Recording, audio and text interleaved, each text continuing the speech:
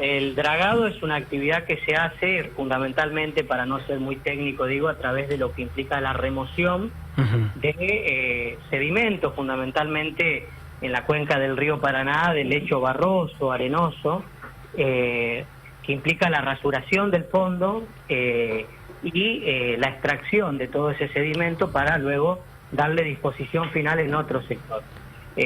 Obviamente que eso implica tareas con maquinaria de alta tecnología, de alta complejidad, y a partir un poco de ese rasuramiento, en algunos casos lo que es la rectificación de los meandros, que son las curvaturas que existen a lo largo del río Paraná, fundamentalmente lo que se tiende a hacer es incrementar la capacidad en el transporte del agua para darle una mayor profundidad, ¿no? Es decir, profundizar y ensanchar lo que es el cauce principal del río Paraná. Nosotros hicimos una presentación el 11 de junio ante el Ministerio de Transporte de la Nación y el Ministerio de Ambiente, luego de tomar conocimiento, por dichos de la propia empresa belga Jan de Nul, que se estaban realizando tareas de sobredragado en 2 pies, esto es un poco más de 50 centímetros adicionales, ¿no? 60,80 aproximadamente. Bien. Nuestro requerimiento estaba orientado fundamentalmente a tomar conocimiento si el Estado Nacional autorizó formalmente estas tareas de sobredragado, si se hicieron en el marco de estas autorizaciones estudios de impactos ambientales acumulativos en los distintos tramos que se estaría sobredragando, y si se atravesó algún tipo de procedimiento de participación ciudadana en el marco quizá de audiencias públicas.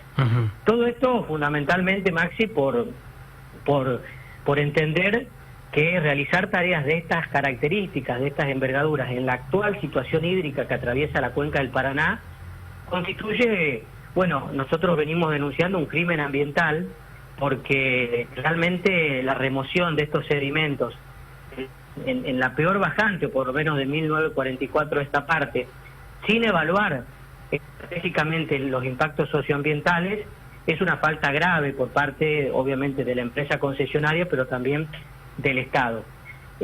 A partir de ahí se inició todo un derrotero administrativo. Por un lado, Ambiente nos confirmó de que no tenían conocimiento de estas tareas, se emitió un comunicado a Transporte hace la consulta también a Jan de Nul, sucursal Argentina, que confirma las tareas de sobredragado, y bueno, finalmente la Subsecretaría de Puertos, que es quien tiene el control en materia portuaria conjuntamente con Transporte, dispone la orden de servicio 218, a través de la cual de algún modo lo que hace es detener o frenar esta tarea de sobredragado. Ese es un poco el contexto general, ¿no?, en el cual se dio nuestra presentación. ¿Qué tal, Lucas? Te saluda Mauricio, buen mediodía. En base a esto que, bueno, les han comunicado desde el Estado Nacional, información que han obtenido mediante un proceso un tanto extracurricular, ¿no? ¿Qué información hay más allá de esta situación de sobredragado sobre la periodicidad con que se realiza este tipo de mantenimiento y qué información tienen sobre esta práctica en el caso en el que ustedes denuncian fuera del marco normativo?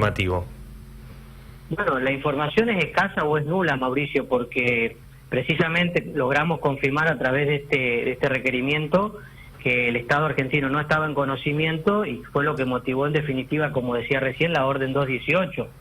Es decir, es una situación muy compleja. Recordemos que esta concesión, que está atravesando sus últimos días, fue diseñada en la década de los 90 y ha atravesado una falencia muy grande en controles ambientales, y diría yo en controles de todo tipo, ¿no? No dicho por mí o por la Asociación Argentina, sino reconocido por el propio Estado argentino. Las tareas de dragado de Portilla tienen un impacto socioambiental importante, que requieren un tratamiento específico. En algunos casos, inclusive, el lecho barroso o arenoso tiene material peligroso que implica o que ingresa dentro de la categoría no de residuos peligrosos. Pero nosotros lo que venimos advirtiendo que el sobredragado en el marco de esta bajante, que está asociada obviamente a la crisis climática, la deforestación y otros factores, lo que hacen es agravar o profundizar la vulnerabilidad que ya tienen los ecosistemas fluviales, la fauna hitícola. Por ejemplo, una de las consecuencias que tiene la resuspensión de sedimentos a partir del dragado, el sobredragado, es disminuye el oxígeno en agua, y eso afecta directamente la fauna piscícola. Por otro lado, también impacta en el sistema de humedales, que viene muy golpeado, no solamente por el fuego, sino también por la situación hidrológica, y en este caso lo que hace es que al no ingresar el agua a los valles de inundación, se afecta lo que es el desarrollo de la flora y la fauna, fundamentalmente de los peces que utilizan las lagunas para reproducirse, ¿no? Y bueno, también claramente hay una situación que afecta a todo lo que son las costas, los desmoronamientos, la pérdida de suelos nativos en el sistema de humedales. Recordemos que hace algunas semanas atrás, frente a Begorria, perdimos parte de una isla, ¿no? Por lo tanto, esto es algo que hay que... Es un tema que requiere una evaluación, insisto, estratégica por parte de los decisores públicos.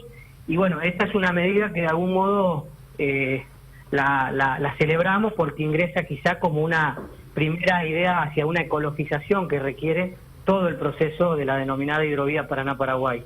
Bien, Lucas, para terminar de darle un marco general a todo esto, luego del reclamo que realizan ustedes y la petición de todos los datos que han obtenido, Nación decidió cancelar esta práctica, ¿no? Por el momento, con esta empresa, para saber cómo es el estado actual, ¿no?, del río Paraná.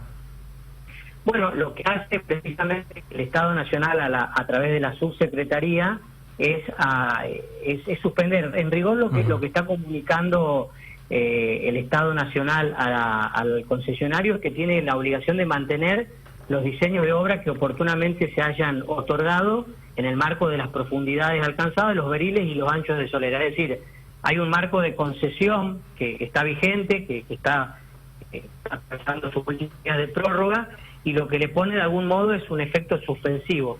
En estos días estar haciendo también una presentación ante Prefectura Naval Argentina, que tiene también el control y la fiscalización en las aguas argentinas, y bueno, tendremos que seguir evaluando, porque más allá de esta suspensión que podemos decir como provisoria, es necesario que se lleven adelante todos los estudios técnicos necesarios, habida cuenta de que la bajante, según indicadores, según el Instituto Nacional del Agua, se podría llegar a trasladar inclusive hasta el año 2022.